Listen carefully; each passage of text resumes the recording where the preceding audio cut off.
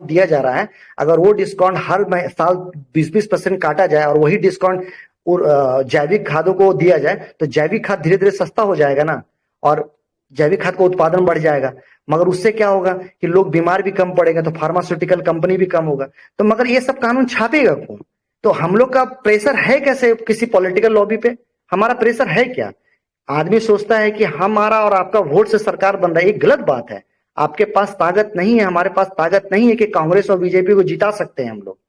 हम लोग हम लोग सिर्फ एक वोट डाल सकते हैं, और चुनाव जीतने के लिए एक दंगल है, और उस दंगल में करोड़ों का रुपया लग रहा है। टीवी का एडवर्टीजमेंट है, रेडियो का एडवर्टीजमेंट है, अखबार का एडवर्टीजमेंट है, बड़ा बड़ा बैनर्स है, होर्डिंग है, पैसा बांटा जा रहा है, मुर्गा बांटा जा रहा है, दारू बांटा जा रहा है।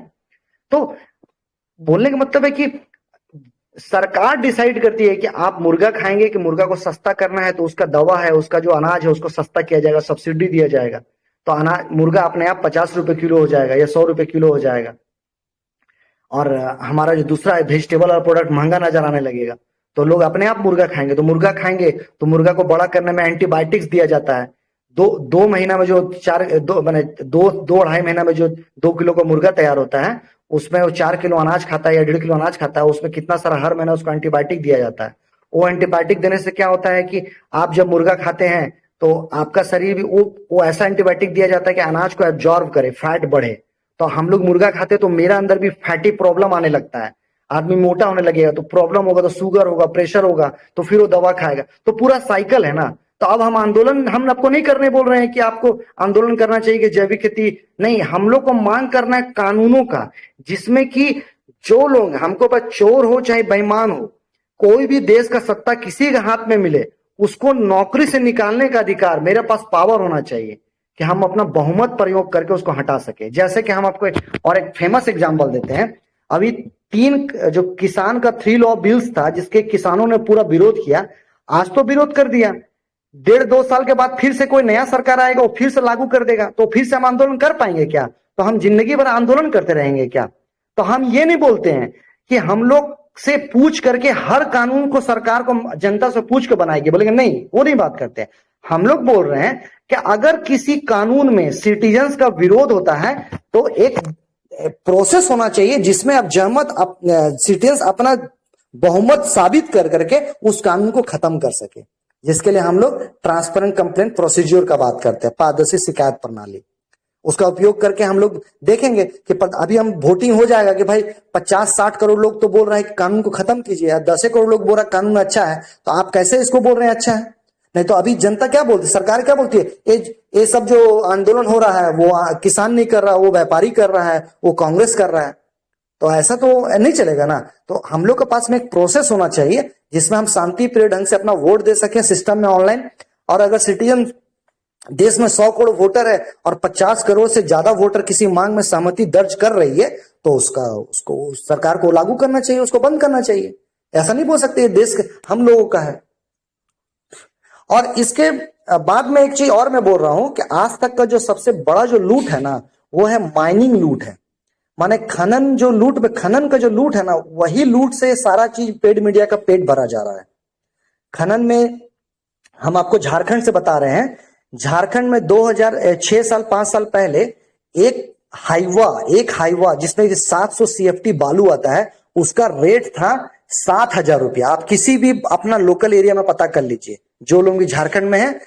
और आज वो एक हाईवा का रेट जो है ना 70,000 रुपया तक चला गया था, आज वो 50,000 के आसपास में। उसका कारण क्या है कि रघुवर जी ने भी जो माइनिंग लीज जो रिन्यू नहीं किया, तो उससे क्या हुआ कि माइनिंग करने के लिए बालू का वो ब्लैक मार्केटिंग होने लगा। वो पुलिस को पैसा खिलाइए, वो माइनिंग कर रहा है, आपको बेच रहा है पूरा पैसा, तो ये पैसा पुलिस लेकर के फिर ऊपर चीफ मिनिस्टर तक पहुंचाया जा रहा है। और आज 4 साल झारखंड सरकार का भी हो गया, तो जेएमएम की सरकार ने भी वो माइनिंग लीज को रिन्यू नहीं किया है। इस पूरे भारत में इतना बालू है जिसका 2% का यूज करने से सभी ब्रिज और सभी का घर बन जाएगा, तो ये तो फ्री ना होना चाहिए। ये देश है किसका? ये देश का जो बालू है, ये देश का जो गिट्टी है किसका? भारत के लोगों का है। तो आप तो कम से कम कोयला नहीं दे सकते हैं, आयरन ओर नहीं दे सकते हैं, तो दे क्या सकते हैं?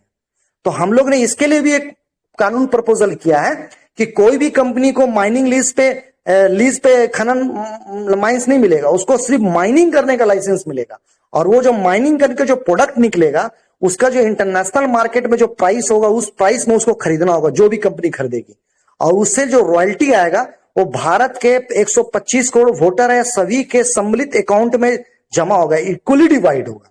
तो औसतन हम लोग आकलन कर रहे हैं कि एक आदमी को 3 से 4 हजार रुपया प्रति माह मिलेगा, माइनिंग रॉयल्टी मिलेगा। तो इससे क्या होगा, देश में गरीबी कम होगा। नहीं तो ये तो माइनिंग लूट हो रहा है ना। आपको माइनिंग का अधिकार क्यों दिया जाएगा? कोयला है या सोना है या लोहा है, वो किसका है? वो हम सब भारतीय वासियों का है ना। अगर मान लीजिए आपके पास एक घर है, उसको आप रेंट पे देते हैं, तो उसका रेंट आपको मिलना चाहिए। अगर वो घर किसी 10 लोगों के सम्मिलित अधिकार में है, तो वो रेंट अगर दिया जाता है तो 10 लोगों में बंटना चाहिए। तो ये भारत का मिट्टी का जो मट्टी के अंदर में जो कोयला है और लोहा है, क्रोमाइट है, ब्रोमाइट है, एल्युमिनियम है किसका? ये किसी कंपनी को क्यों दिया जाएगा? ये हम लोग देंगे, सिर्फ टेंडर होगा माइनिंग के लिए। कि आप बोलिए माइनिंग प्रति केजी का माइनिंग क्या चार्ज है आपका, आपको वही चार्ज दिया जाएगा। जो माइनिंग करके कोयला निकलेगा, अगर इंटरनेशनल मार्केट में 20,000 रुपए प्रति क्विंटल टन का अगर रेट है, तो सेल है उसको भी 20,000 रुपए में कोयला खरीदना होगा और दूसरी कंपनियों उसको भी खरीदना होगा। तो इससे क्या होगा, भारत की गरीबी दूर होगी। अगर वो अपना लोहा महंगा करेगा तो हम लोग इधर से और महंगा हो मिलने लगेगा। तो सभी लोगों को ऐसे आजाद किया, आर्थिक आजादी ऐसे दी जा सकती है। तो हमारा ये भी प्रपोजल है। ठीक है, और कोई क्वेश्चन है तो बोलिए। और किसी को पूछना है तो पूछ सकते हैं, फिर कंक्लूड करेंगे।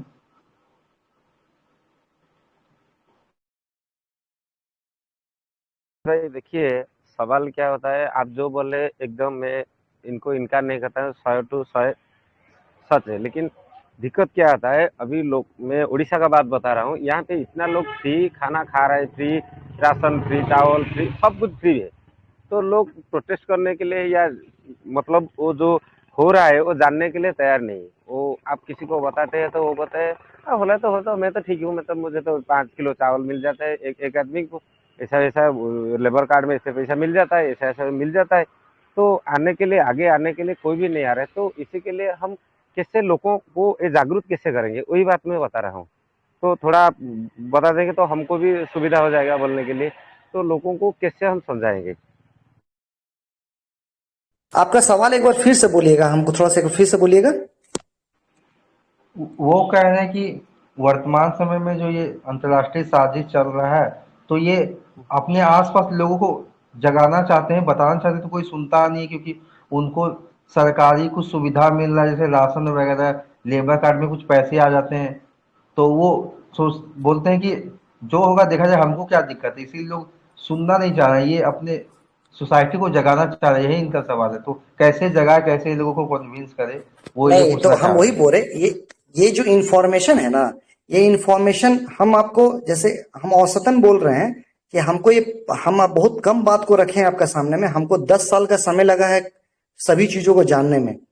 तो बोलना हमें चाह रहे हैं कि ये नहीं, जरूरी नहीं है, क्योंकि हमको ये कोई बताने वाला नहीं था, हम चीज को समझते समझते समझे। तो मगर कोई प्रयास अगर बहुत तीव्र गति से करे, जो 6 महीना 8 महीना का समय लगता है, जब वो समझता है ना, जब चीज लोगों को समझ में आने लगता है, तो वो डिमांड अपने आप आता है। वो राशन फ्री में मिले, पानी फ्री में मिला, वो मैटर नहीं है, वो डिमांड करने लगेगा उस चीज का।